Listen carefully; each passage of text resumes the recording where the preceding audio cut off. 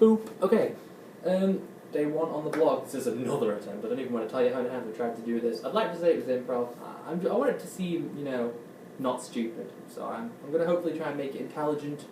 I'm going to ask you some things, hopefully. Yes, I'm going to try and involve you as much as possible, and I'm so glad that you're watching this. I mean, really, you don't understand. If you're watching this, you've made a friend in me, and you gained 5 awesomeness points. So congratulations, you've now got +5 awesomeness depending on who you are. Because, I mean, you might have more if you've actually met me, in which case I will have given you loads.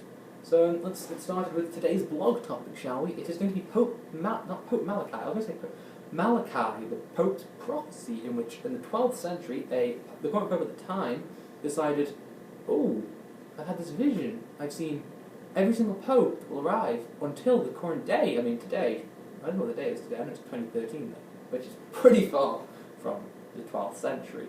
And so this Pope's prediction, to predict every Pope that will come after him up until today, is pretty amazing. I mean, some of the keywords and phrases that he used to describe each Pope in turn are quite...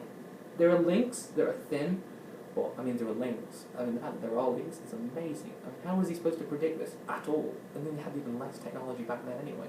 So how on earth would they have predicted it?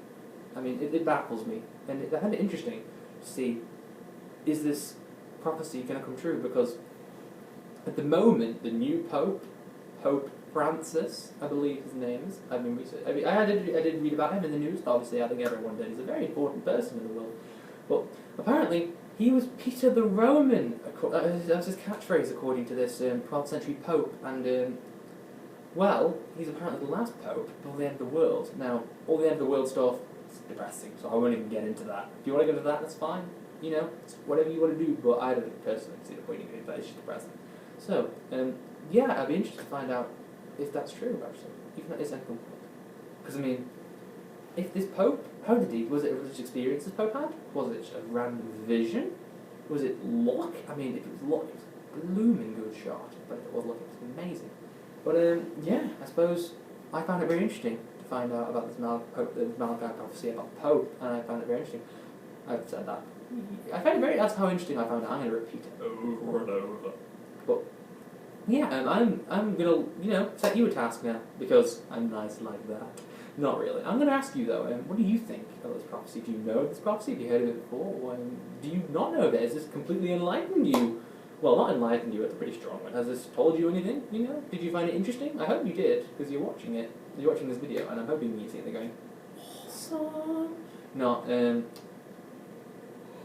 because, I mean, that's a reaction nobody really wants on YouTube. So, I'm glad you watched this. Thank you very much for watching it. I probably said at the beginning, but I'm not happy that you're watching it. I love you, peoples. Thank you. Day one? Day one? Over.